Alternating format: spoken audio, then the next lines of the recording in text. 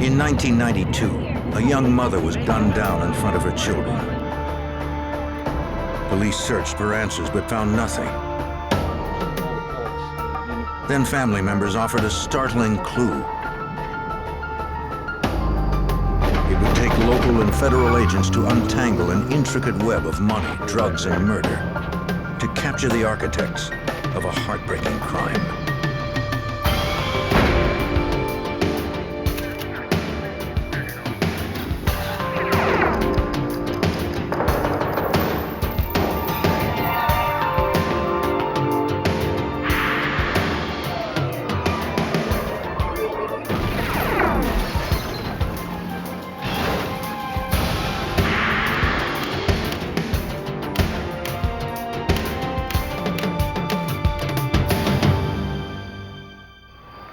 Two young boys were the only witnesses to their mother's murder. The horrible crime appeared unmotivated, senseless, and random. I'm Jim Kallstrom, former head of the FBI's New York office. The victim, the wife of a prominent Atlanta attorney, was also a woman burdened with a secret. The FBI believed that secret led to her death. They hoped its discovery would also lead to her killer.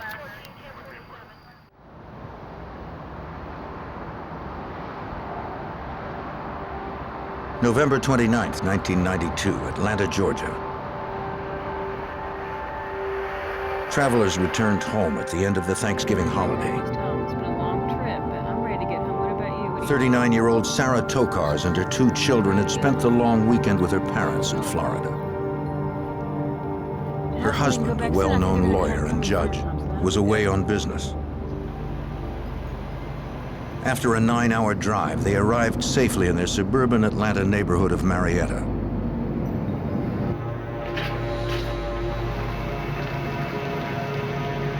The house was dark as they pulled into the driveway.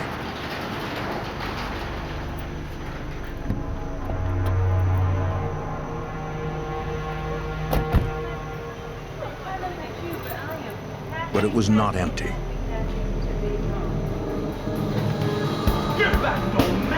Sarah did not see a man waiting in the shadows of the garage.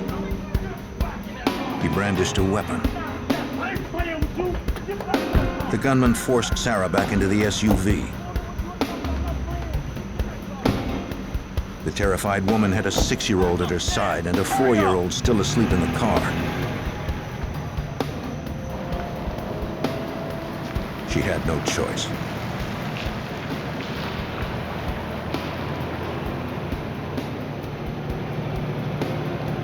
The man put his gun to Sarah's head and told her to drive towards the city.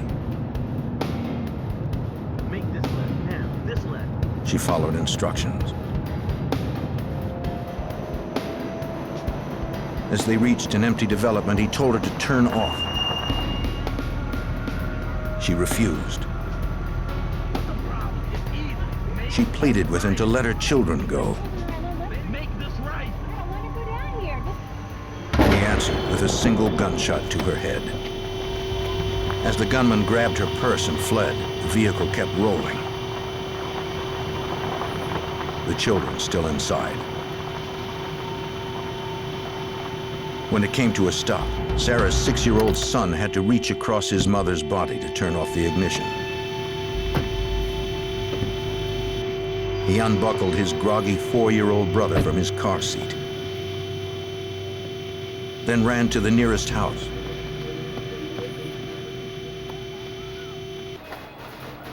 There, a neighbor called 911.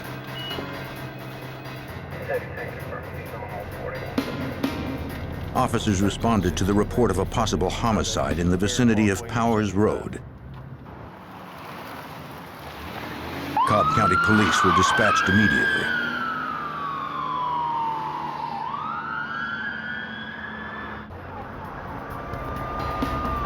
Homicide detectives arrived as officers fanned out to search for the gunman.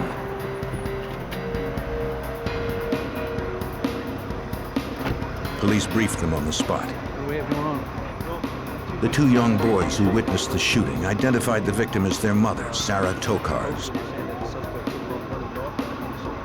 Their father, Fred Tokars, was out of town. Police were already trying to contact him.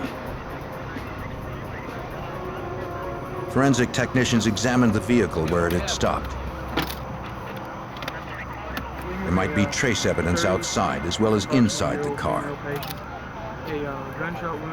An analysis confirmed what the boys had told police. The gunman was sitting directly behind Sarah Tokars when he pulled the trigger. Blood spatter patterns suggested he had used a shotgun.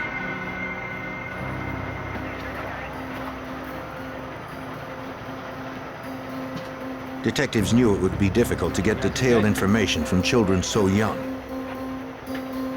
especially after such a traumatic experience. The oldest one, 6 years old, would try his best.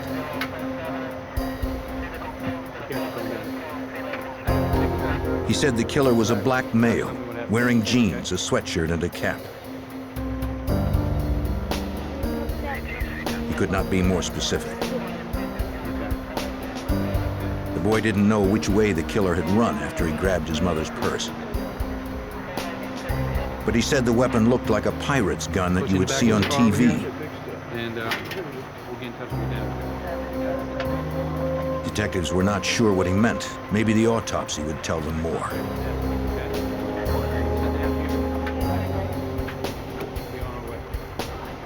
Detectives tracked down relatives living in the area to take custody of the boys until their father could be located.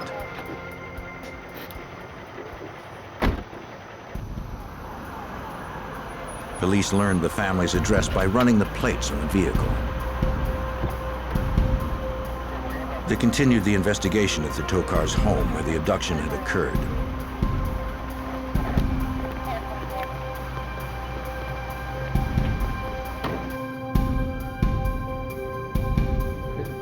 In the living room, they found a security dowel lying next to a sliding glass door.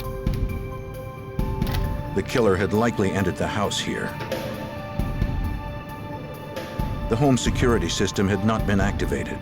Right here, let's get some photographs. No alarm sounded as the intruder entered. And then after that, I want you to go ahead and process it. Perhaps a burglar had taken advantage of the lax security, and Sarah surprised him when she returned home. Whoever the burglar was, he hadn't left any trace evidence at the Tokars' home. There was little to go on, according to Cobb County Chief Detective Arthur Allred. At this point, we just really didn't know what happened. This was in a upper middle class neighborhood. This was a mother with her 2 children, and this type of crime was just didn't occur in this area at all. The most serious crime we had probably vandalism. So initially, we were really baffled as to what had happened and why. Sarah's eldest son worked with a police sketch artist and described the man in the dark who had killed his mother. The drawing of a thin black man wearing a knit hat was released to the public. But the 6-year-old's description was too vague to elicit any viable leads. The victim's husband, Fred Tokars, was contacted at his hotel in Montgomery, Alabama. He returned to Atlanta immediately. As a criminal defense attorney, Tokars was aware he would be considered an early suspect in his wife's murder. He had his own attorney present when he spoke to authorities. They quickly established his alibi so police could pursue more promising leads. Detectives confirmed that at the time of the murder, Fred Tokars was in Alabama. He had been visiting a client incarcerated in the Montgomery jail. The grieving husband assured police that he and Sarah had a strong marriage. I'll answer any questions. I just want to basically, see the case. He would do anything he could to help find her killer. Due to the nature of what's going on, we have a job to do. All right, guys. Tokars agreed to walk detectives through the house. Anything's been messed up here. Yeah, your alarm. As far as he knew, the doors were locked and the security rod was in place when he left for Montgomery. My wife usually does that. He explained that they had intentionally left the alarm off because a plumber was scheduled to fix the hot water heater over the weekend.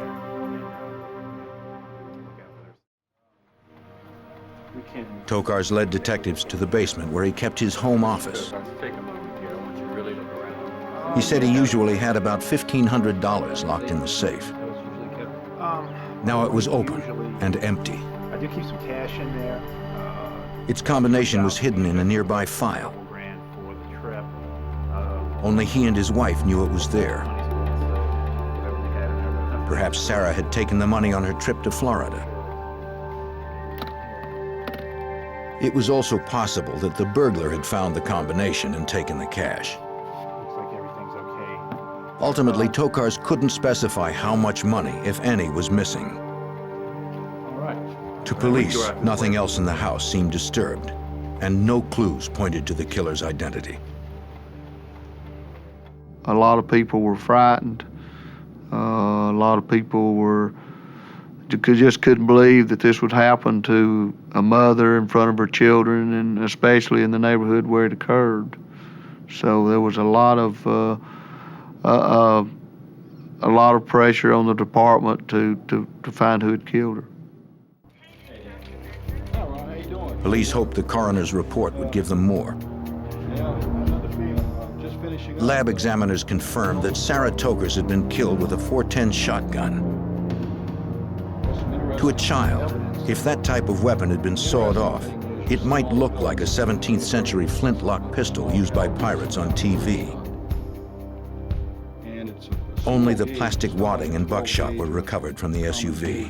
It might be a .410 or maybe a 20 gauge. Because no shell casing had been ejected, they would not be able to match anything to a specific weapon if one were later found. Maybe .410. I'll get the ballistics for you. The examiner discovered no foreign hairs, fibers, or fingerprints on the body or clothing. They fell out of the body bag. The anonymous killer had left nothing that could lead investigators to his Very identity. interesting to show you. Former Assistant United States Attorney Buddy Parker, like many members of the Atlanta community, was stunned by the news of the murder. We had a discussion that morning about the notoriety of the homicide, of it being the wife of Fred Tokars, who was known within the legal community, having been a former assistant district attorney for Fulton County. I was familiar with Fred Tokars in his role as a criminal defense lawyer in a matter that was then pending in our office, a matter regarding the investigation of a particular drug dealer. Fred Tokars' lucrative criminal defense practice brought him into contact with many men accused of federal drug charges. Rarely does such a murder have a simple motive. Solving the case would not be easy. The following day, two women came to the Cobb County Police Station. Sarah Tokars' sister and her cousin had a file they needed to show detectives. Sarah had entrusted her sister with the file 3 years earlier. You know what this is? This is some of her husband's friends. At the time, Sarah made her promise to take it to police if anything ever happened to her. Something would happen, divorce, overseas bank. It contained what appeared to be lists of Fred Tokars' bank accounts and their balances. I told her 3 years ago. Well, how long have you known? The women suggested that the papers might be related to Sarah's attempt to divorce Fred. His family, my family have been friends. I can't put up with it anymore. Her sister's marriage was not as strong as Fred had led police to believe. Well, that might be so, but I know what you've been doing. Sarah wanted a divorce, but whenever she broached the subject, he threatened to use his legal connections to get sole custody of their children. All right, guys. Let me tell you something. Sarah was trapped. Divorce, but you'll never see the If she ever hoped to divorce Fred and keep her children, she needed leverage. Well, in case there was a divorce. After the incident, Sarah had secretly copied some of Fred's files and gave them to her sister for safekeeping. Quite a long time. She suspected they outlined illegal activities he might be involved in. Liar. Wasn't treating my sister. If that were so, they could be her only leverage against him in court. She went to his office. Some of the information you Investigators reviewed the files carefully.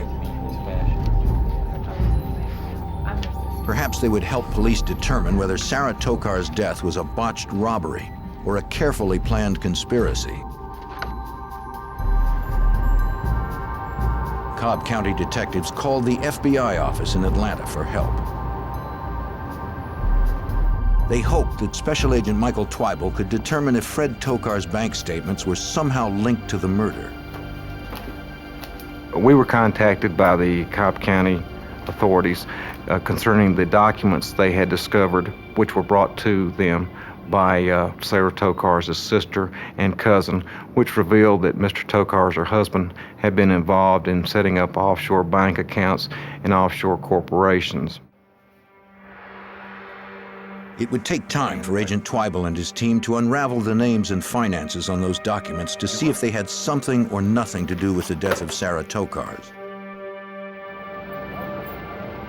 On December 3rd, 1997, 4 days after the shooting, Sarah Tokars was laid to rest. Her 2 children were left motherless. Investigators still had no leads that pointed to the identity of her killer. Whoever had killed the young mother was still out on the streets.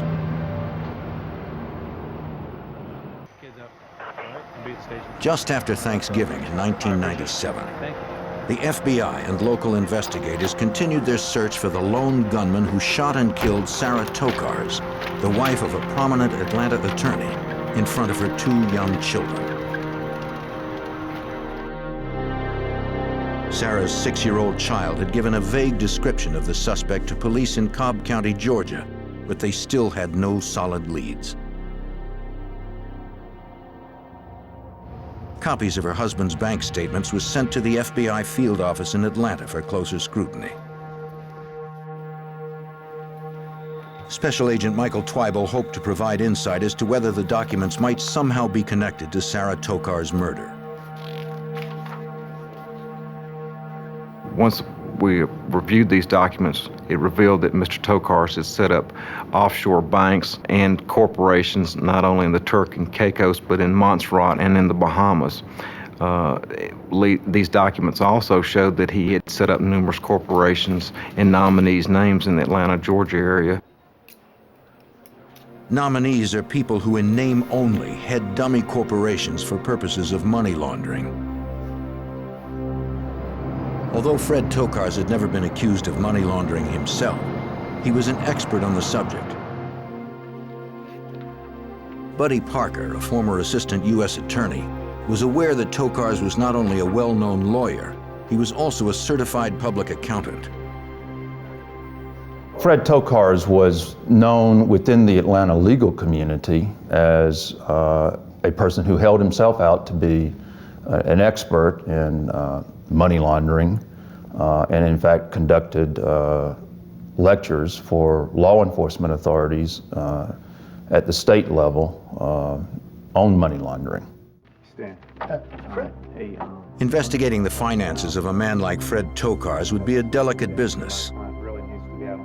He was well liked and well connected among Atlanta's power elite. He was well known in Cobb County. He was also well known in political circles, in as much as he had been appointed as an assistant municipal court judge, and he had been an assistant solicitor for Fulton County. He had a lot of friends in high political places and helped on numerous campaigns of state and local officials. I'm wondering if you have any... Investigators again met with Tokars and his attorney. They told him they believed his business dealings could be connected to his wife's killing and asked him about his clients. Has your wife mentioned anything to you about anyone that she... Fred Tokars admitted several were violent drug dealers who operated in dangerous circles. One in particular was reputed to have been a major cocaine supplier in the Atlanta area.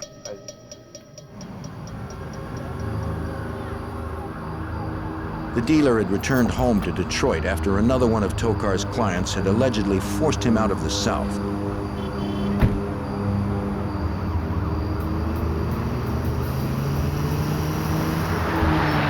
Not Not long after, he was gunned down in front of his mother's home. The murder weapon, a handgun found later in a nearby alley, had been traced back to a gun shop north of Atlanta.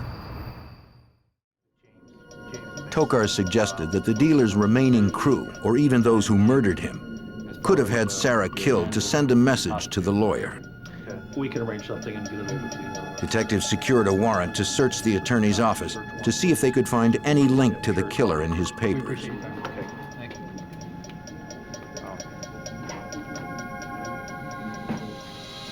That night, local investigators and IRS agents conducted a thorough search of the office. They confiscated files, date books, and business calendars dating back several years, but found no direct clues to the murder.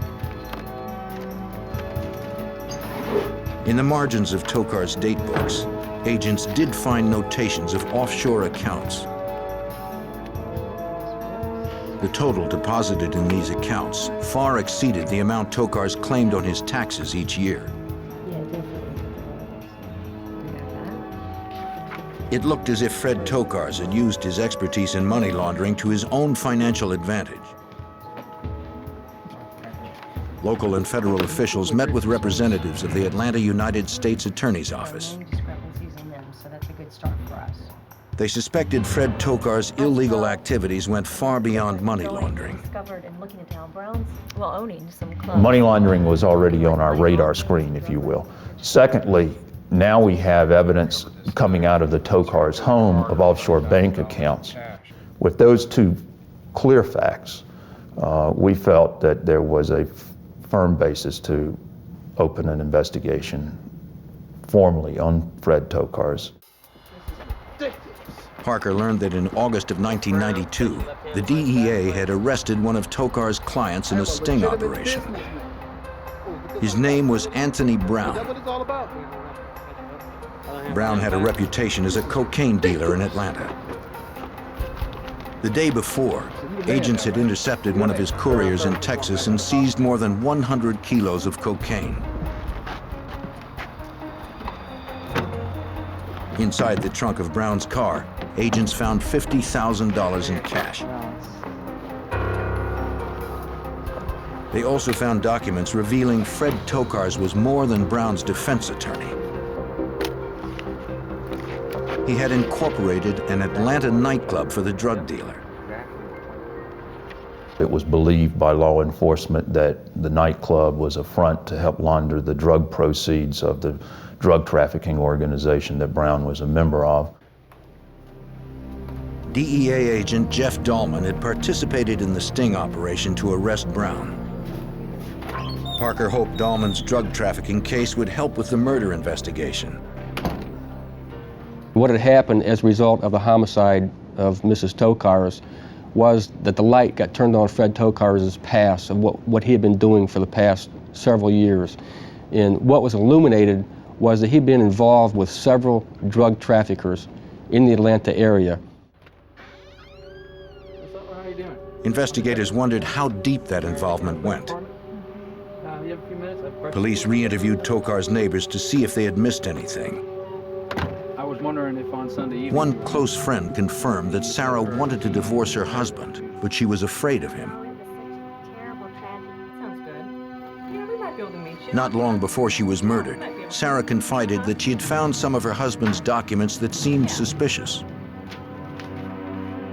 According to the neighbor, Sarah said these weren't simply lists of offshore accounts.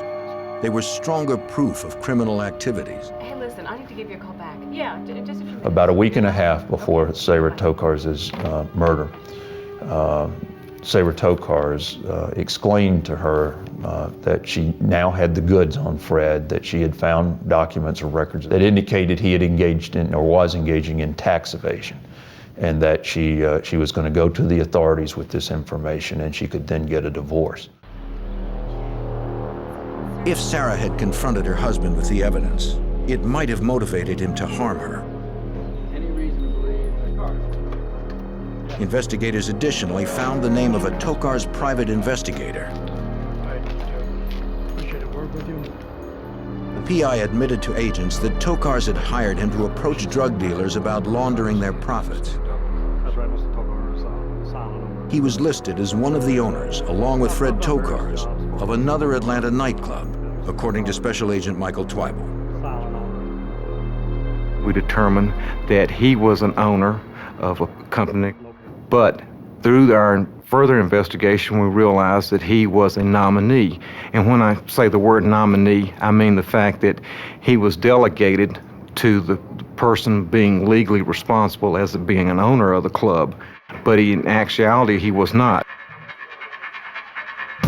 Fred Tokars had constructed the entire scheme.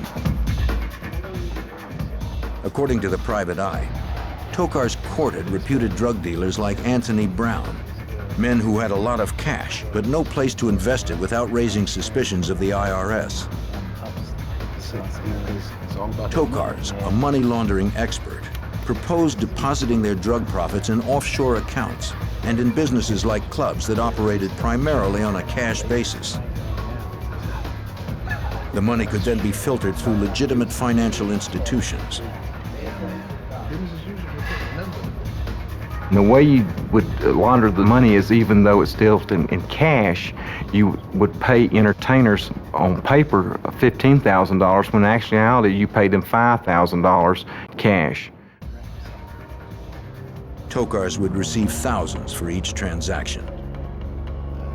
He was actively involved, knowing that these people were drug traffickers and what they were doing with their money. The object was to open corporations, mainly nightclubs, cash businesses where they could easily hide their assets, where they could easily run their drug proceeds through them. Authorities believe the connection between Fred Tokars and drug traffickers had somehow led to his wife's murder. But the details were elusive. Get back in that car now! Weeks after the murder of Sarah Tokars, a man capable of murdering an innocent mother in front of her children remained at large.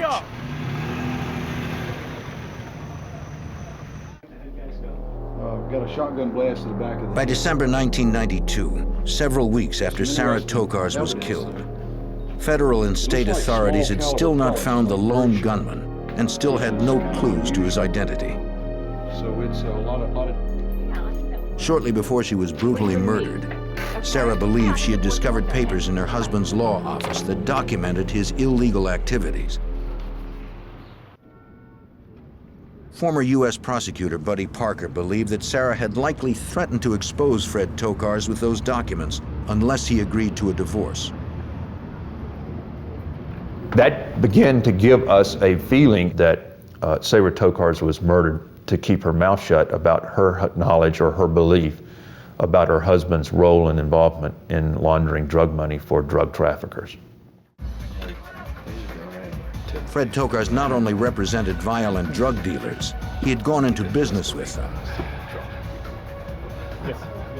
Investigators now had evidence Tokars' clients were laundering money through several nightclubs.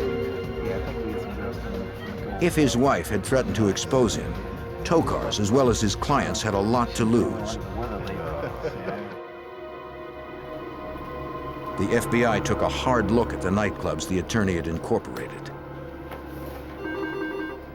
Special Agent Michael Twyble had to wade through piles of state records, searching for a name that could link Tokars directly to the murder. We started reviewing company and corporation records and liquor license and business license that Mr. Tokars had incorporated. We started looking at these different clubs to see actually who owned them. Major drug suppliers like Al Brown contributed the funds. A middleman purchased the clubs. And Tokars set up the entire deal, as DEA agent Jeff Dahlman discovered. They didn't really trust Mr. Tokars to launder money in offshore bank accounts. It was too elaborate. They wanted their money where they could touch it, where they could feel it, where they could use it every day, where they could buy cars with it. And so the laundering, in essence, in this investigation, turned towards the laundering of money through nightclubs, through incorporation of the nightclubs.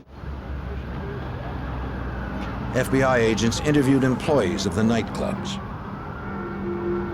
Over time, they were able to piece together the structure of the business, its owners, and its profits. To Attorney Parker, it was like assembling a complex puzzle. The picture of how the nightclub money laundering was structured was really developed through insiders, through inside drug traffickers who ultimately decided to cut plea agreements with us and to cooperate and provide evidence. But nothing from the nightclubs pointed to Sarah Tokars' killer. After months of frustration, Cobb County Police finally got a break. A detective working on the case got a tip from his brother, a deputy in nearby Fulton County.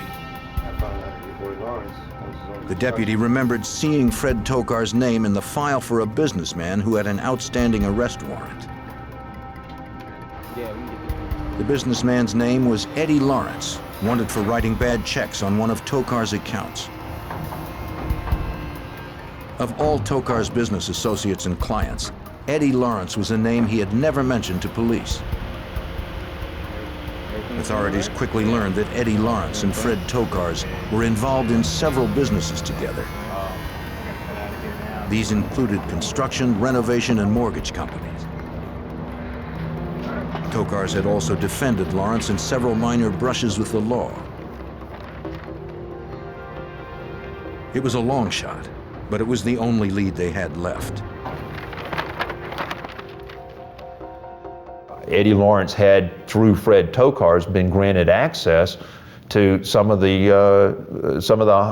most prominent individuals within the city. Fred would take Eddie to some of the big political fundraising functions, and all of a sudden Eddie was, like I said, he's very presentable. He could certainly mingle and not be embarrassed at cocktail functions and things, and engage in conversations, and so he was living this wonderful life, and the way he got there was through Fred Tokars. A few days later, the young businessman agreed to questioning after police discovered records of calls between he and Tokars on the day of the murder. Eddie Lawrence said he had been in business with Fred Tokars for almost a year. He claimed the phone calls were all job-related. He knew nothing about Sarah Tokars' murder. The detectives had Lawrence arrested on the bad check charge and then released him on bond. They wanted to see which one of Tokars' associates got nervous when they heard Lawrence was being investigated. This is a shock to me when I heard about her death. The plan worked. The confidential informant contacted police.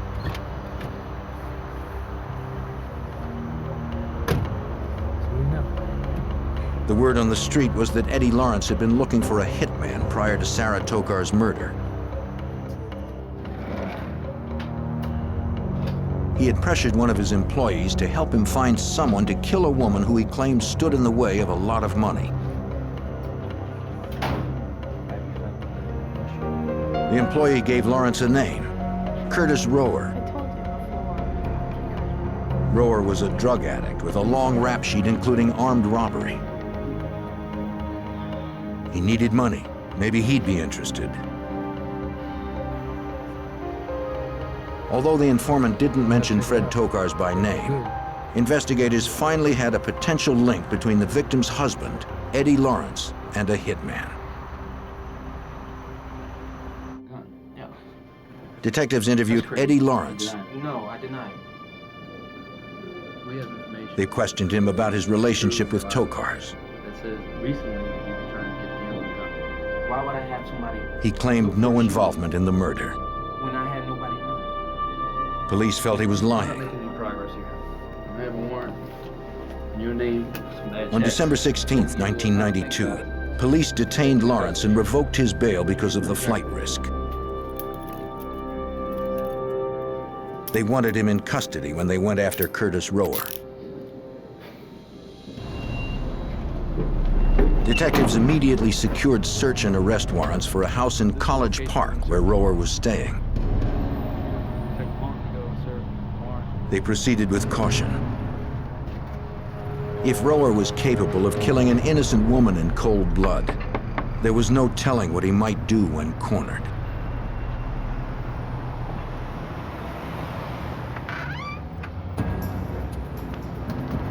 On December 22nd, 1992, 3 weeks after a mother of two was murdered, Cobb County Police circled a home in College Park to arrest suspected hitman Curtis Rower.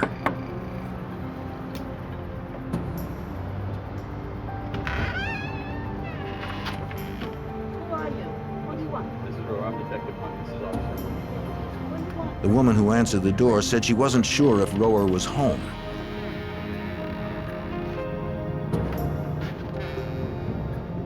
An initial sweep of the house produced nothing. Still, they kept up their guard. One officer thought he heard movement in a bedroom.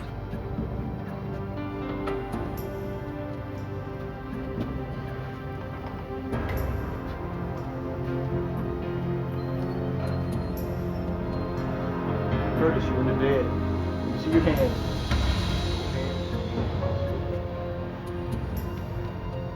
It was Curtis Rower. Hands where I can see them. Stay on the ground. Stay facing. He was unarmed. Going out further. Lay down, all the way down. Spread your hands out. Keep them spread. Rower was booked and charged with murder. Give me your left hand. He claimed that Eddie Lawrence, Fred Tokars' business partner, had offered him $5,000 to kill Sarah Tokars, but Rower was too scared to go through with it. He said Lawrence was the one who had caused Sarah's death. Rower admitted that he had carjacked the family. But when Sarah Tokars stopped, he said that he couldn't pull the trigger. At that moment, Eddie Lawrence ran up to the car, screaming for Rower to shoot.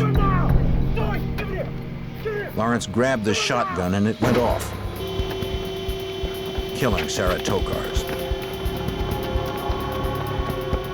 Both men then fled in Lawrence's car.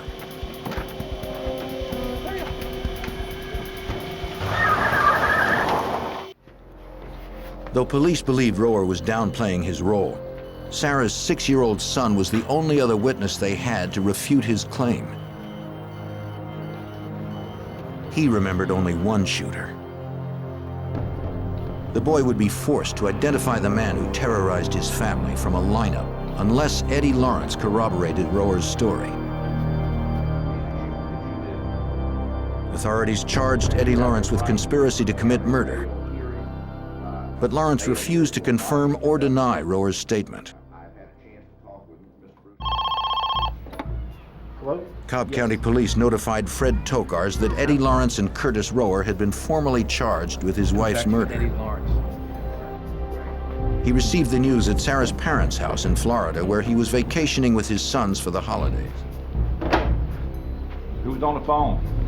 It's the police. They've arrested someone for the murder. So, thank God for that. His relatives later said that while the rest of the family expressed relief, Fred Tokars did not. He seemed despondent. The arrests of Lawrence and Rower had made national headlines. Tokars was caught in that same spotlight and refused to give any statements to the press. Because the suspected hitman's story conflicted with Tokars' son's version, the 6-year-old was asked to view a suspect lineup. Police explained that though he would be able to see 5 men staring at him, they would not be able to see him. The one-way mirror would prevent that. When the child said he was ready, investigators called for the men. All of them resembled the boy's description of his mother's killer. Okay, Michael. One of these gentlemen may be the person. Detectives reassured him that he could take as much time as he needed. You should take your time. You should look at it closely. You should tell me. But it was no use. The child was either too young or too frightened to remember the killer's face. When relatives tried to reach Fred Tokars in Florida to inform him, he was nowhere to be found. Fred left the company of his in-laws and returned to his hotel room where no one heard from him. And the following morning, they tried to raise him on the telephone. They tried to find him, and there were no responses.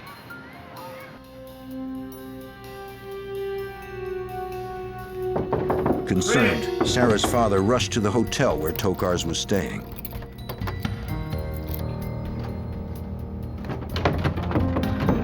Fred! Fred! Fred! Fred Tokars had swallowed a handful of sleeping pills and washed it down with beer.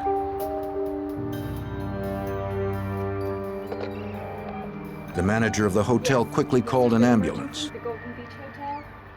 He had apparently attempted to take his life after hearing that Eddie Lawrence, this business partner of his, had been arrested for the murder of his wife. Sarah's father found a note written in Fred Tokars' handwriting on the table beside the bed. In the locked hotel room, Fred Tokars wrote a long, rambling note, apologizing for the pain and suffering his lifestyle had inflicted upon his family. He wrote that Sarah was a great woman.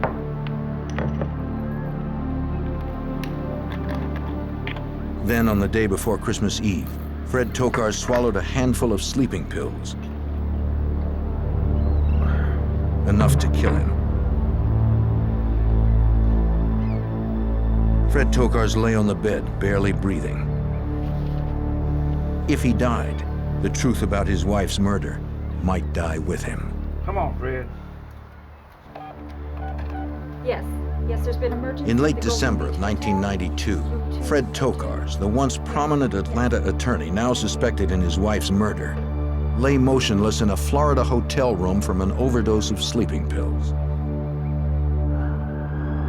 He was rushed to a nearby hospital where they were able to revive him. Thank you for coming down today. After his release, he held a press conference. Really tough time for myself and also for my children. He told the public that he was very depressed and that the media was not making it easy. We did this terrible crime. Tokars had gone to the extent of establishing residency in Florida to avoid the attention. The whole way through this, so. But he believed that justice would soon be served. Thank you for your time. Mr. Tokars, may we have your comment on the arrest of Eddie Lawrence? The FBI believed justice would soon be served as well. Convinced that Fred Tokars had used his business associate Eddie Lawrence to hire a hitman to kill Fred's wife, Sarah, the team of federal and local investigators would use federal racketeering statutes known as RICO to prosecute Tokars. Building a RICO case to prove Sarah Tokars had been killed to protect her husband's illegal activities meant outlining those activities in detail. The RICO statute. It attacks basically this conspiracy of individuals who are out committing all types of different crimes, not necessarily together, but they're all for the benefit of this criminal group to exist, to continue to exist, and to make money. Looks like things are coming together a little bit. I appreciate all you. A federal grand jury named Tokars as an unindicted co-conspirator in the homicide. Yeah, we've come up with some. Though Tokars' partner, Eddie Lawrence, had remained silent after 7 months in prison, investigators hoped the public indictment might encourage Lawrence to testify against Tokars. Not long after, the Atlanta U.S. Attorney's Office received a phone call that Eddie Lawrence was ready to cooperate in exchange for sentencing consideration. We've got some work to do. Let's go. For Lawrence's long-awaited statement, investigators secured a remote location in Georgia that would be monitored by chopper surveillance. DEA agent Jeff Dahlman was part of the team that needed to make sure nothing went wrong. We were there before Mr. Lawrence was brought in. His location had been kept a secret from everybody involved. The only people that knew of where Mr. Lawrence was actually being held at that time were the Cobb County Police Department. Mr. Lawrence at that time was a key witness in this investigation, and his safety was paramount to everyone. Inside a fortified house, Eddie Lawrence told investigators that he and Tokars were not just partners in the construction business. They were also involved in laundering drug money. $900,000.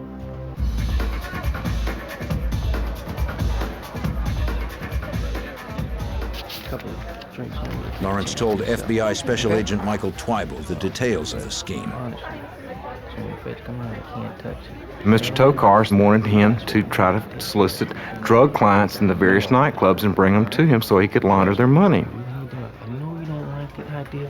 And in turn also set up Eddie Lawrence into several businesses. Yeah, we can get this one just a little bit later. We may Lawrence owed his success to Tokars. He also owed the attorney $70,000 in business debts.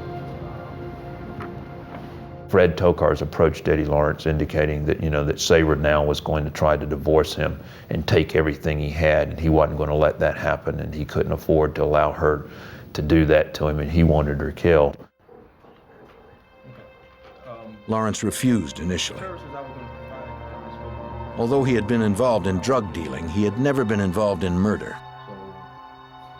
Mr. Lawrence said, well, just let her have the house and the kids and the cars. And Mr. Tokars said, I've worked so hard, I'm not going to let her have it. Lawrence said that Tokars planned the murder for several months.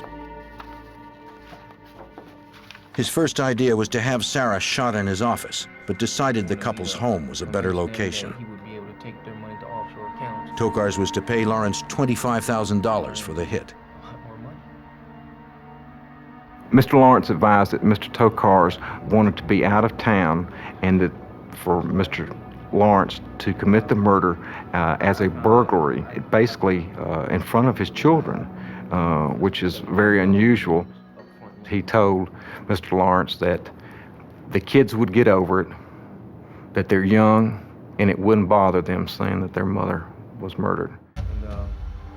I found that Lawrence admitted he didn't have the nerve to kill an innocent woman, so he hired Curtis Rower.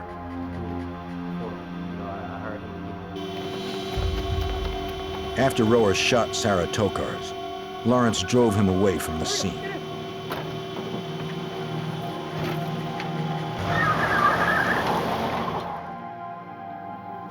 Since he cooperated, Lawrence earned 12.5 years for his part in setting up the murder. The hitman he hired, Curtis Rower, was sentenced to life without parole.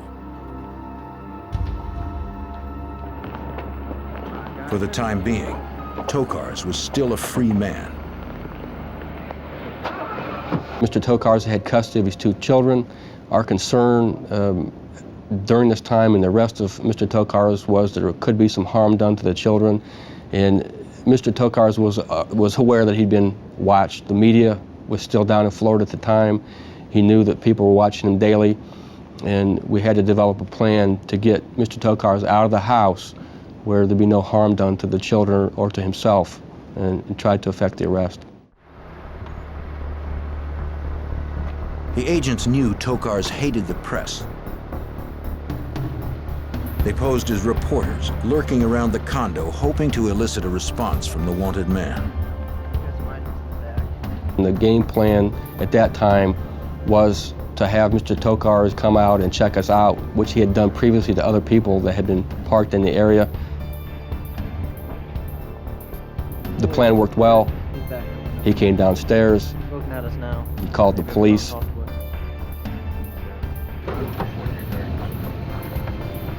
Local officers arrived, aware of the ruse.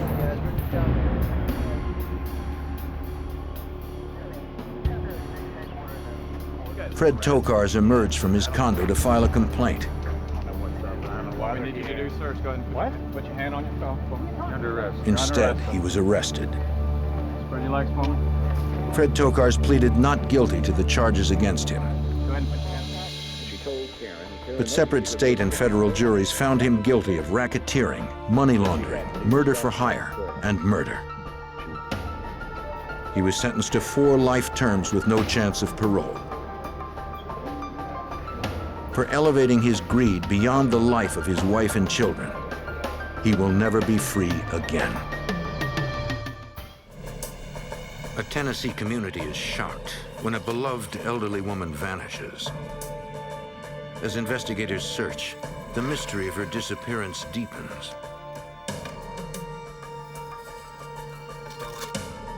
The truth begins to emerge, but slowly and in unexpected directions. As police and the FBI try to help a troubled small town find their dear friend.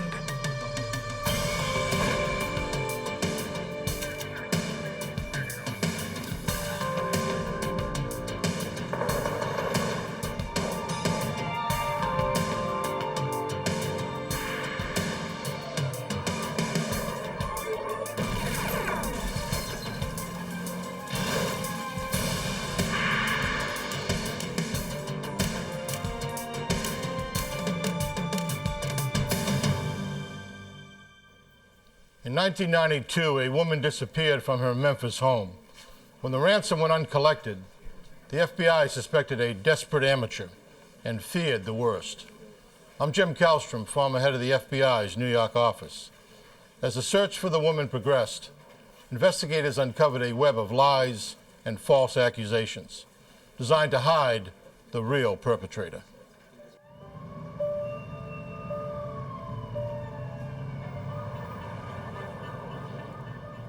Memphis, Tennessee. On August 7th, 1992, 25 miles outside the city in the small town of Eads, successful land developer Alan Roberts arrived home from work. As usual, his wife's car was in the driveway, but he was surprised to find the mail there. Doe? His wife, Doe Roberts, usually left a note when she went out, but there was none. Doe? In the kitchen, Alan spotted Doe's asthma medication on the counter. She always took the inhaler when she went out. He called their closest friends nearby. Bill? Yeah, Bill, this is Alan. Have you seen Doe today? Has she been over there? No one he spoke to had heard from Doe. Still not here. I'm a little bit worried, okay? I'll tell you what, I'm gonna go out and look around the property for her. You do me a favor, call around and see if you can find her, okay? Hello? Roberts worried she might have had an asthma attack while working in the garden. He searched the grounds of their farm. No sign of Doe. Doe? Doe? He was about to call the police when his telephone rang. Hello, Doe? It was a man speaking with an Asian accent. You have Doe? What do you mean you have Doe? What do you want? The caller demanded a $100,000 ransom for Doe's safe return. Not a problem. I can take care of it. It'll take me a little time. You just let me know what you want me to do and I'll do it, okay? But he didn't explain where to take the money. Where do you want me to take it? Before he hung up. Hello? Stunned, Alan immediately called the Shelby County Sheriff's Department and told them about his wife's disappearance and the ransom call he received.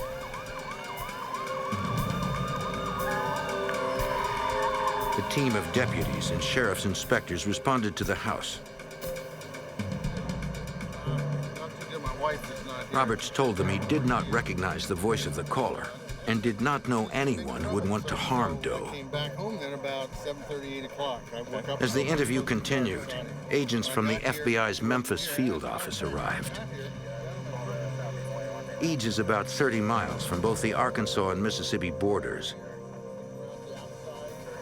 If someone took Doe across state lines, the FBI would take the lead, since transporting a victim state to state is a federal crime. Roberts explained he last saw his wife that morning. So you're planning on working in the They had garden eaten today? breakfast together, as they had every morning for 43 years. Yes, I am. I hope it's not too hot to work. At 10, Alan left to meet a prospective out-of-town buyer for a property he was developing. See you later. All right, have a good day. All right, bye-bye. Bye. The buyer, a man named Sam Wagner, had called the day before, making an appointment to see the property at 10:30 that morning. Morning, Todd. Roberts said he waited for over an hour, but Sam Wagner never showed.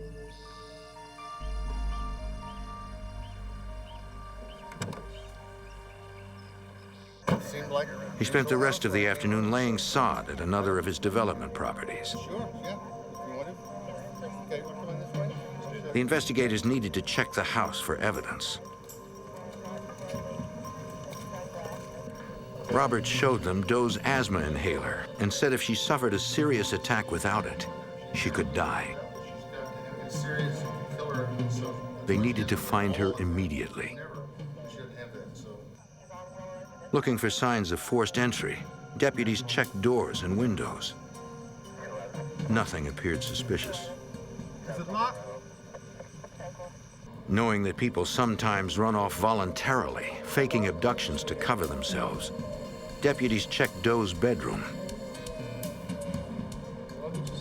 Her suitcases and all of her clothing were still there, as were her valuables.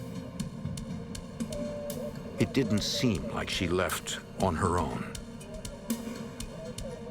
If someone had abducted her, one clue suggested it happened outside, according to FBI Special Agent Joanne Overall.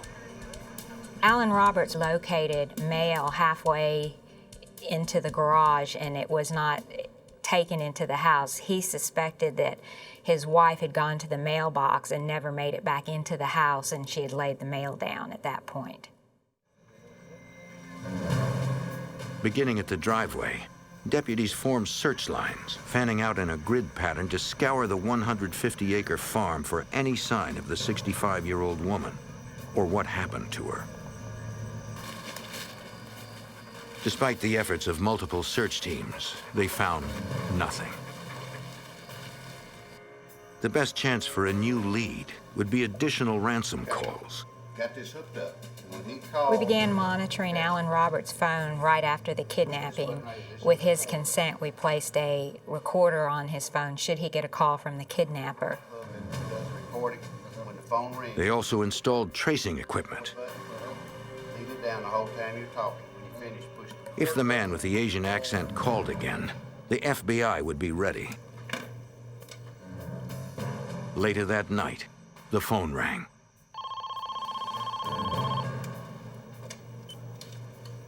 Hello? Yes? It was coming from a nearby payphone. No, just don't hurt her. I'll do whatever you want. Deputies headed toward the source of the call. Okay. It sounded like the same man who called earlier. Okay. He said Doe was safe, for now, and he knew law enforcement was listening. Robert said the caller ordered him to remove the tape of their conversation and crush it in the driveway. They quickly switched it with a blank tape. All right, go out there and crush it and I'll watch it. Oh, okay. At that time, no surveillance officers were outside.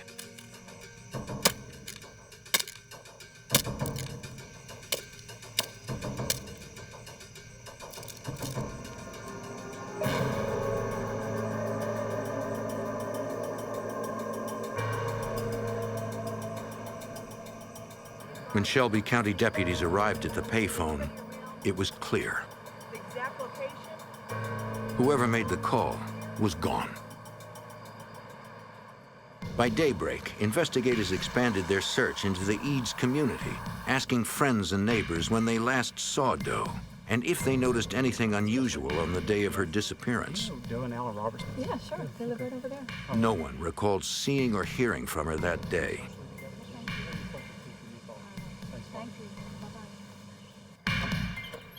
Yes, sir?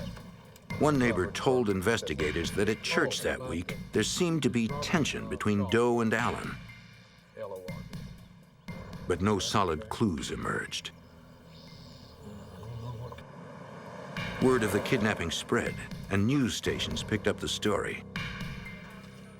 Joe Birch of WMC-TV in Memphis reported on the small community's reaction to Doe's disappearance. A lot of people felt it must have been someone from the outside who committed this crime.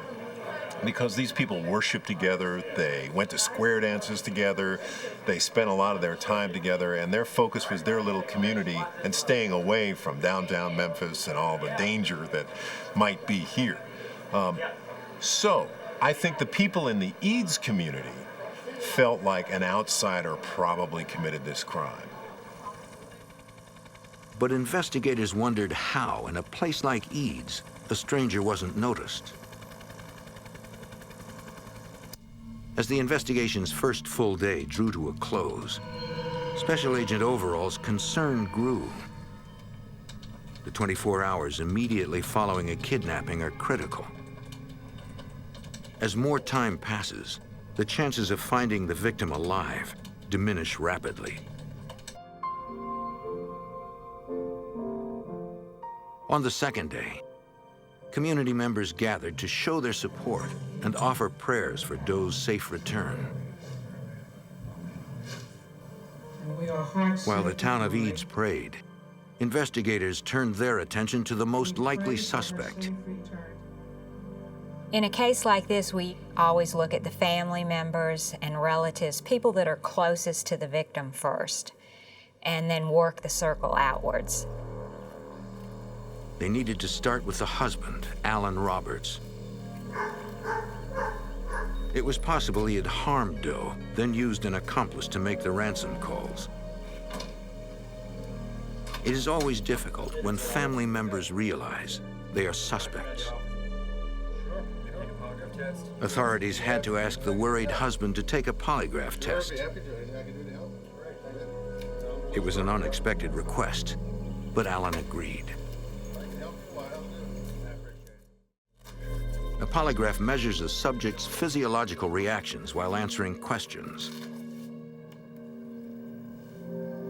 The subject reviews all of the questions before the test, so there are no surprises. Though commonly called a lie detector test, a polygraph does not actually detect lies.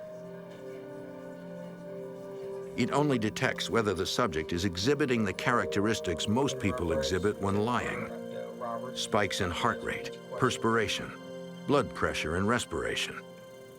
Are you convinced that I will only ask you questions that we've gone over before? While polygraph results are rarely admissible in court, many investigators find they point them in the right direction. Is your first name Alan? The examiner asked Roberts questions unrelated to the case to establish a baseline for truthful responses. Then he asked questions about his relationship with Doe and the events of the day she disappeared. Did you kill Doe Roberts? The examiner then interpreted the graphic output to determine if Roberts appeared to be deceptive on the questions about the case. All right. In his opinion, Alan Roberts answered all of the questions truthfully. Alan was sure this was the end of it. But agents knew that test results were not always accurate. They could not eliminate him yet. To check Roberts' story, the FBI wanted to find Sam Wagner, the man he allegedly went to meet on the morning of Doe's abduction. We thought Sam Wagner may have come into this area, and because of their financial backings and holdings, that he may have kidnapped Doe Roberts for the money that they had, because they had a substantial amount of money. Agents checked FBI databases and nationwide DMV records, searching for anyone named Sam Wagner. In several states, FBI agents interviewed men of that name, but eliminated each as a suspect. Alan Roberts' story became more suspicious when Sam Wagner became an unknown individual that we couldn't locate, and it became more apparent to us that Alan Roberts could possibly be behind the kidnapping. Looks like he checks out. I don't think he's going to take If Alan did do something to his wife, perhaps the couple's phone records and banking statements would reveal a clue. There's nothing unusual about any of the phone calls. Yet investigators uncovered only evidence of a normal life spent in a small town, with no sign of contact with anyone suspicious, and no record of Doe spending money after August 7th. No leads were panning out. Eventually, they came to believe Doe Roberts was dead. After approximately 2 to 3 weeks of being unable to locate the victim, it was more than likely going to end up being a homicide. I requested through my supervisor that we bring in Shelby County Sheriff's Department into the investigation to make it a joint investigation. If it were a murder, it would be prosecuted in state court. The team returned to the Roberts house. The second search of Alan Roberts' property was done more in a forensic frame of mind, and we were looking for blood spatterings in the house as well as in the barn. Again, Roberts cooperated. He would do anything. Forensics technicians from the FBI and the Sheriff's Department processed the buildings, looking for any evidence of a murder, cleanup, or disposal of a body. They also gathered hairs and carpet fibers from Alan's truck to compare to any evidence recovered later. The painstaking search lasted 2 full days. Alan Roberts grew more frustrated that law enforcement had to devote so much time to him as a suspect. He was wearing down, and the real kidnapper was out there somewhere. In 1992, the Shelby County Sheriff's Department and the Memphis FBI searched Alan Roberts' farm and its buildings for any sign of his wife's possible murder. Roberts had passed a polygraph, and now none of the items on his property tested positive for blood. Yet no other suspects emerged, and investigators had developed circumstantial evidence that implicated Roberts. Although several witnesses had seen Roberts that day, his confirmed alibi only accounted for about 5 hours. Authorities knew that left plenty of time to get rid of a body. Also, some members of the Eads community gave statements claiming Alan Roberts had acted in a suspicious manner following Doe's disappearance, according to Special Agent Joanne Overall. People within the community felt he did not openly grieve for the loss of his wife. He was socializing shortly after her kidnapping, that both him and his wife were members of a square dancing group, and within a couple of weeks, Alan was back at the square dancing group with various partners. News anchor Joe Birch observed Roberts' lack of emotion during media coverage. When somebody's wife disappears, you'd expect to see a level of emotion, and we just didn't see it from Alan Roberts. He was just kind of calm, cool, and collected and very direct, and there wasn't a lot of teary-eyed, emotional appeals that we see a lot in kidnapping cases.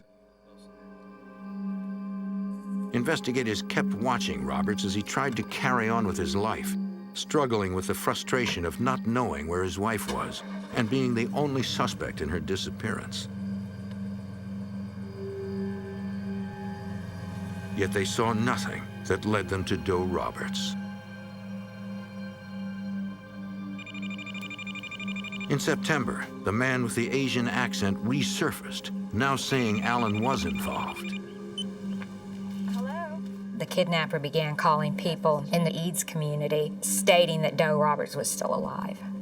Many of the phone calls indicated Alan was part of the scheme to kidnap his wife. It was extremely frustrating because he never gave specific points to drop money. Several of the people who talked to the kidnapper had caller IDs on their phones, so agents traced the calls to phone booths on a well-traveled road. We would go to the phone booths immediately, and of course, the individual who was making the phone call was already gone. Other people had already used the phone. We would check the phones for possible fingerprints, and there was just never any evidence to tie an individual to that phone. Okay. Here? Each of the calls were made within a few miles of the Roberts house, a significant risk in a small community buzzing about the case. This boldness suggested that the caller was an insider, familiar enough to be inconspicuous in public, and that he considered himself beyond the reach of investigators. Desperate for something solid, Alan Roberts took things into his own hands, offering a reward for Doe's safe return, and announcing he disconnected the FBI's recording and tracing equipment from his phone so the kidnapper could call freely.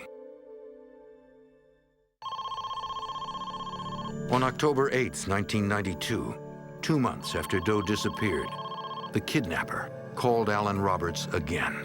Is she okay? He told him to drive to a payphone at a country store a mile away. Now.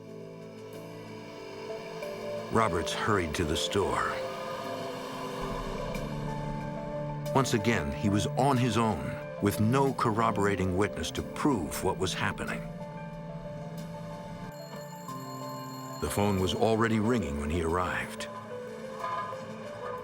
He hoped, finally, this would be his chance to get his wife back.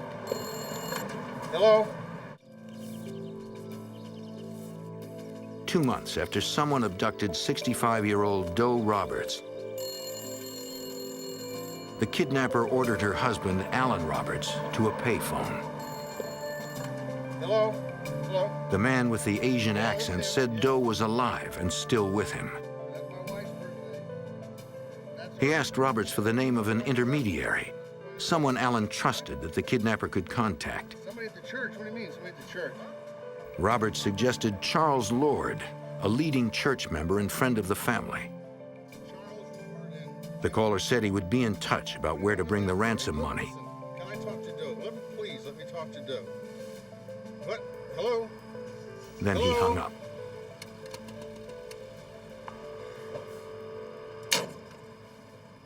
Well, they've been good neighbors. Charles Lord, the man Roberts picked to be his intermediary, was a civil servant and treasurer of the local church.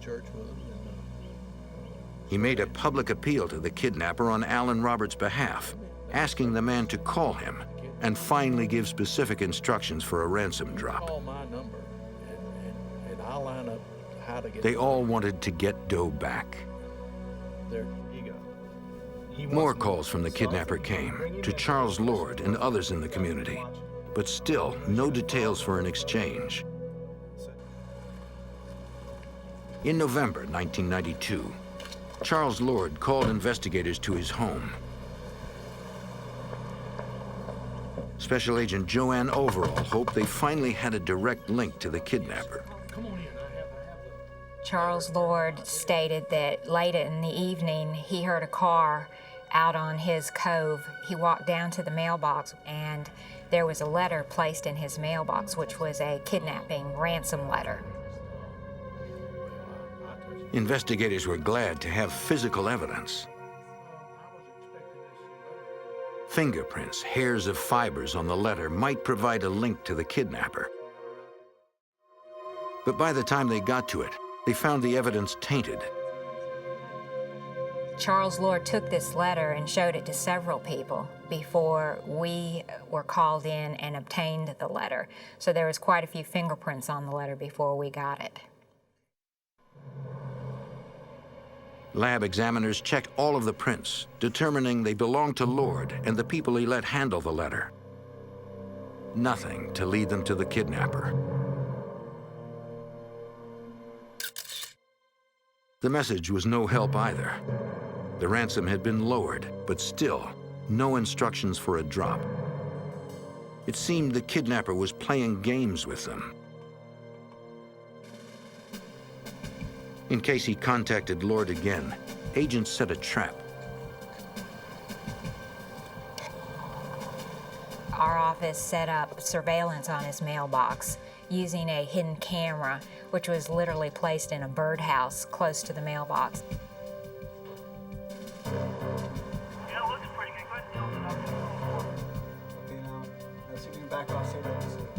If the kidnapper dropped off another note, they'd have him on tape.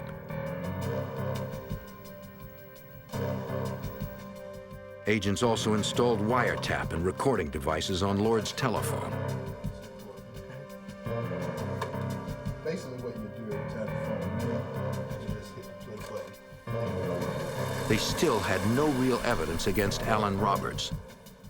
But a new suspect was developing. Yes, sir. Come on in. Charles Lord began taking an active role in the investigation, often stopping by the sheriff's office to check on their progress. The Roberts, Doe Roberts. Yes, sir. The deputies became suspicious. Wanted to come by and He seemed too interested. Their suspicion deepened because of the peculiar nature of the phone calls he claimed he got from the kidnapper. Charles Lord stated he received several phone calls from the kidnapper. He did say that he talked with Doe Roberts, which was unusual because none of the other callers talked with Doe Roberts. Appreciate it. But agents never got tapes of the calls. But every time he received a telephone call, it appeared that our equipment didn't work. Over the next week, Lord reported another ransom letter and one of Doe's scarves placed in his mailbox. Agents recovered no evidence from the items, but hoped their camera captured images of the kidnapper. They had plenty of the regular mail carrier. But when the tape got to where the kidnapper should appear, it went blank. When the equipment that was placed at Charles Lord's residence continued to fail, I just thought we had poor equipment. Eventually, it became apparent that somebody was tampering with it. Agents suspected the interference came from Charles Lord. Then the victim's husband, Alan Roberts, reported a strange encounter with Lord. He said the night before, at the Eads Community Center, Lord summoned him to a private meeting. Alan was surprised when his friend offered to help get Doe back for a price. Alan Roberts told me that Charles Lord had advised that he had underworld contacts and that there was information available if Charles could get some money to pay for it. Also, Alan advised at that time that Charles Lord was wearing a gun. It was clear Lord was somehow involved. But investigators needed more than suspicion. They needed evidence.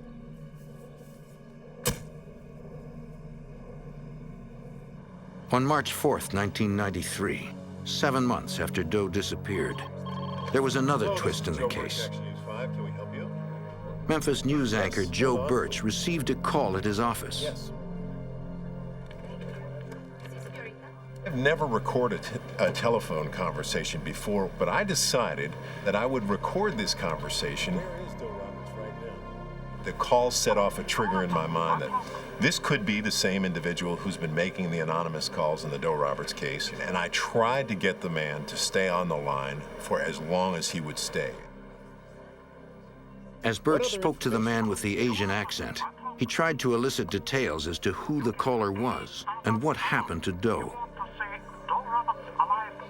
When Birch tried to set up a ransom drop, the caller hung up. Hello? Hello? I took the tape directly into my boss's office. We immediately called the FBI and the Shelby County Sheriff's Department. Investigators agreed to WMC-TV airing the tape, hoping it might flush the kidnapper out. It worked. The kidnapper called back. He was angry they aired the tape and demanded no more coverage. But this time, Joe Birch got him to do what no one else had: arrange a ransom drop. Agents and sheriff's inspectors staked out the drop location, ready to grab the caller who had eluded them for so long. Is that her? That's her. Could be a positive. Yeah. As instructed, a reporter from WMC-TV drove to the spot with $80,000 in cash.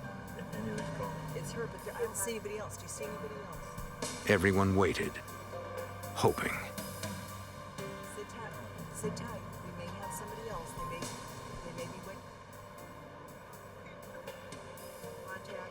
But the kidnapper never showed. She's leaving. Okay. It didn't happen. One more disappointment in a frustrating investigation. 1409, be advised, subject has just left. No contact.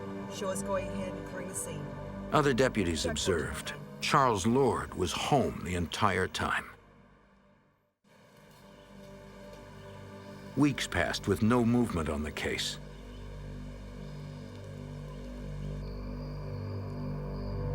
Then, in June 1993, the kidnapper arranged another drop. He called two of Doe's nephews and told them to bring the ransom money to a local motel. Soon, the elusive kidnapper finally would surface. In June 1993, investigators working the Doe Roberts kidnapping staked out an Eads, Tennessee motel. Special Agent Joanne Overall was part of the surveillance. Doe Roberts' nephews received a call from the kidnapper, and they tried to make an arranged ransom drop. They were told to go to a motel room, which they did, but they also called the FBI. They were waiting to get a phone call or meet with somebody. Other surveillance deputies had been unable to find suspect Charles Lord that night. As the team at the motel watched, a man approached. It was Lord.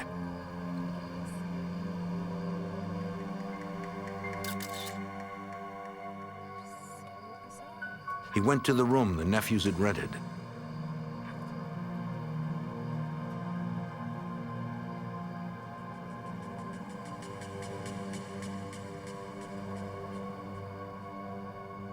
Charles Lord told the nephews of Doe Roberts that he had received a call from the kidnapper and that he was to show up there and get the money, and he would receive a phone call as to where to take the money. But the nephews wouldn't give him the cash. They said they wanted to deal with the kidnapper directly. Investigators were sure that was exactly who they were dealing with. He is the only individual who had received a telephone call stating that he had talked with Doe Roberts, and now he was meeting with somebody to pick up money, but we did not have enough evidence at that time to go forward with an arrest. They did, however, increase their focus on Lord. To look for a financial motive to the kidnapping, the FBI subpoenaed Lord's bank records.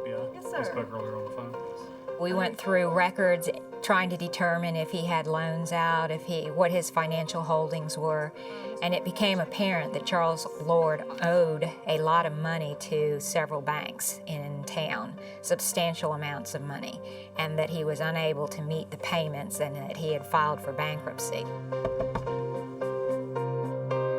That circumstantial evidence allowed investigators to secure a search warrant for Lord's house. In late June 1993, they served the warrant, which allowed them to look for and seize any financial documents. Some of the files they recovered revealed Lord's criminal past.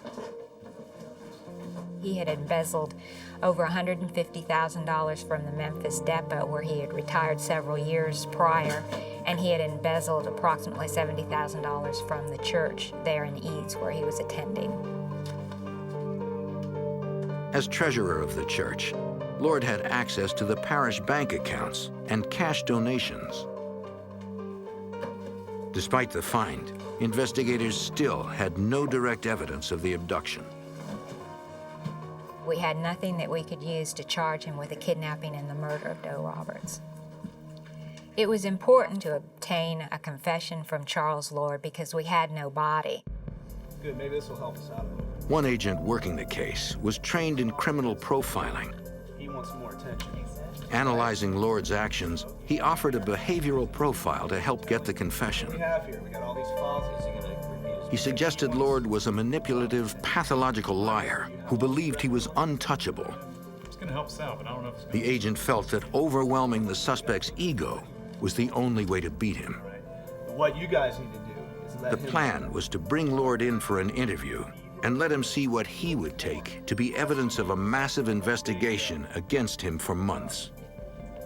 push into his confessing. Agents created numerous evidence boxes, hoping to trump Lord's belief he was above the investigation. Then, on August 25, 1993, at the FBI's Memphis field office, investigators met with Lord and his attorney. I got some questions about, do you know anything about Mrs. Doe Roberts? As Charles Lord sat in that room during the interview, I was watching him look at these boxes, realizing that he had been under surveillance for a lot longer than he had anticipated, and he became very nervous. The FBI's tactics appeared to be working. Lord eventually admitted to making some of the ransom calls. He said he did it to keep the investigation alive for Doe's sake, but denied any involvement in her abduction. Sensing that he was ready to crack, the investigators offered him a deal. Charles Lord was told by our office, as well as the Shelby County inspector, that if he would take a polygraph and pass a polygraph, we would not look at him any further for the Doe Roberts kidnapping. However, if he failed the polygraph, his attorney and Charles Lord agreed to a further interrogation in reference to the kidnapping. He agreed.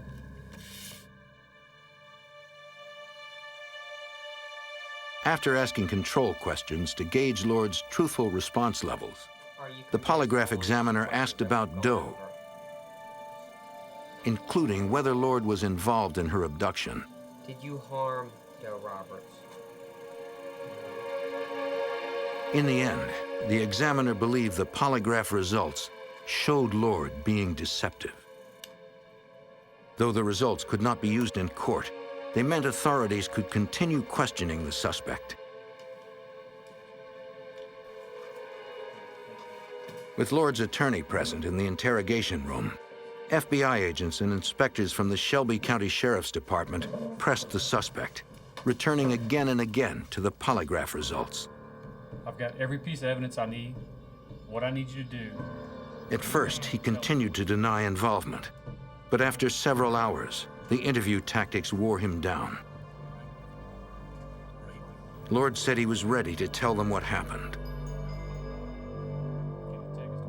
He said he needed cash to pay back his loans and cover the money he stole from the church, and decided to kidnap Doe for ransom. On August 6, 1992, he called the Roberts, posing as a property buyer named Sam Wagner, and arranged to meet Alan. The next day, when he knew Alan was waiting at the development property, he drove by their house. Doe was bringing in the mail. Doe, there's been an accident. He knew she would trust him. Alan's been involved in an accident. Yeah, get in the car and I'll take you to him. What happened? Do you know? Is he all right? Lord told investigators he planned to release Doe after he got the ransom, but she suffered a fatal heart attack in his car. He said he panicked and dumped her body and her purse, but he would not say where. Would you be willing to take us to where she is? The investigators believed he was lying, at least about planning to release Doe, and perhaps about other details. You did what you were supposed to do. Special Agent Joanne Overall knew they had to find the body to check his story. They offered a deal. Charles Lord agreed to tell us where Doe Roberts' body was after he had confessed to the kidnapping in exchange for Shelby County not pursuing the death penalty. Lord claimed he dumped her in the Wolf River, a slow-moving river that runs 90 miles across the southwest corner of the state. The Wolf River empties into the Mississippi at Memphis. Lord said he dumped the remains from a bridge in Fayette County, 13 miles from the Roberts' home. divers would begin 50 yards upriver, searching for the body and purse. Lieutenant John Yancey of the Shelby County Sheriff's Department led the dive in the murky river. We had 21 divers involved total. The visibility in the river was 0. It was total black water. And in the dark water, several species of venomous snakes. Adding to the challenge was the fact that the crime took place a year earlier. Any remains would be scattered and difficult to find. FBI agents and sheriff's deputies helped the divers by stretching a rope across the river's width. Divers held onto the rope and moved across its length, searching the river bottom by hand. Normally you do an arm span, arm over arm for a search for a body because it's large. But we were looking for contents of the purse at the time to try to make sure that this was actually the scene. So we had to bring it down to where we were, instead of doing the large arm spans, we were having to do what I call this the hand grab. And that's where you just get the dirt with your hand, and that way you're able to find everything on the bottom. Once the divers reached the other bank, the team would move the rope a foot downriver and start over. Anytime a diver found something, he signaled, and additional divers came in to mark and extract the item. We found a safe that had been taken in a robbery of a cleaner's, and the money had fallen out of the safe, and we found the pennies on the bottom and the dollar bills, but we found no contents of any of her purse.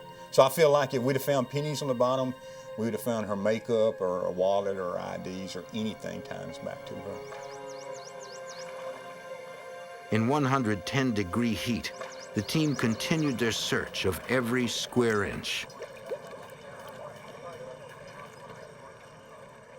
On my second day, I was on the bridge, and an elderly lady walked up to me and said, "I want you to do me a favor." And I said, "I'll try to if I can." She said, "I want you to find us something today so we can get this over with, so we can go ahead and bury Doe and get this case over with." After 3 full days, they had searched a half-mile of the river.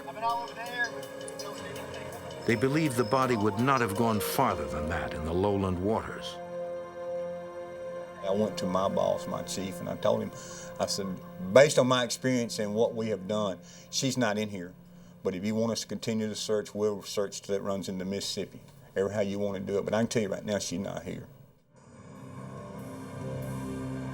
Investigators were convinced Lord had lied to them, unnecessarily placing the dive team in danger. Special Agent Overall confronted Lord. We took Charles Lord out to the site and explained to him that these divers were putting their lives in jeopardy and we needed to find the body, and it didn't appear that the body was there. The suspect had run out of lies. Now he was ready to tell investigators what really happened to Doe Roberts. After a 3-day search of Tennessee's Wolf River, dive leader Lieutenant John Yancey believed the remains of kidnapping victim Doe Roberts were not in the river. We had searched everywhere possible, and just over the years of experience, I would have found something by now, either some bones, some makeup, or something. I said, based on my experience, she's not in here. There the divers are, she's not there. Investigators confronted suspect Charles Lord. The deal's gonna come off the table. Realizing they would not give up until they got the truth, Lord admitted Doe had not died of a heart attack in his car. They've searched the water. He said he took her to his house and tied her up in a room above the garage. He could never let his neighbor go, now. He tried to kill her with sleeping pills. When that didn't work, he smothered her with a pillow. Lord said he buried her in his backyard compost heap. On top of the body, he placed a layer of lime, then concrete, hoping they would hasten decomposition.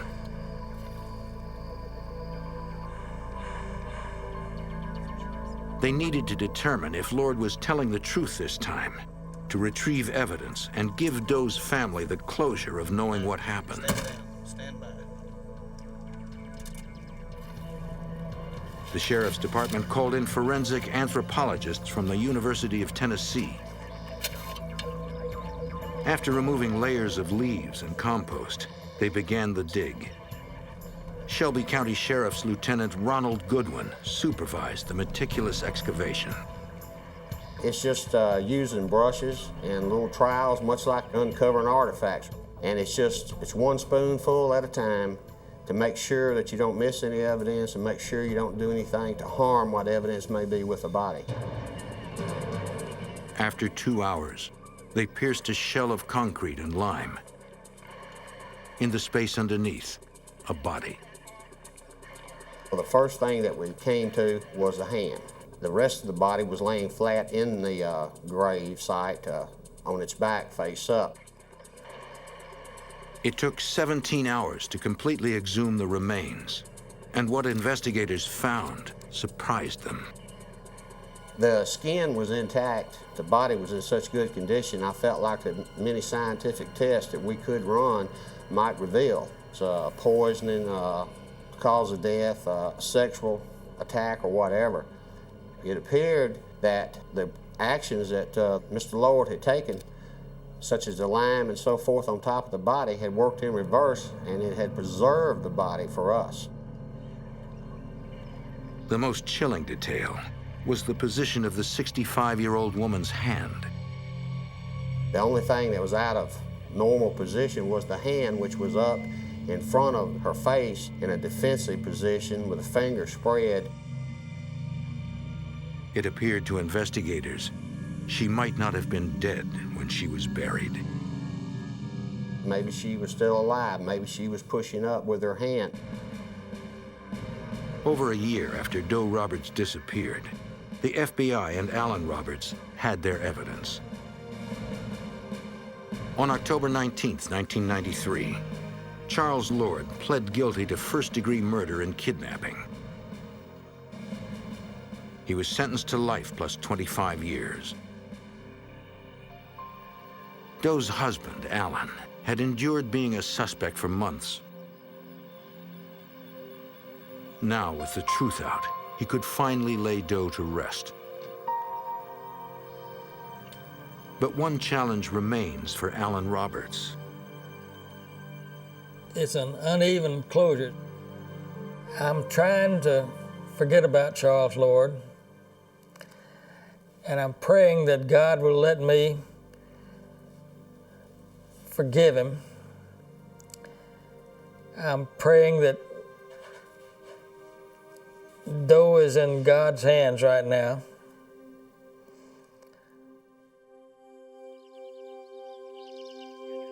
Mr. and Mrs. Roberts enjoyed 43 years of marriage before they were torn apart. He has faith that one day he will see her again.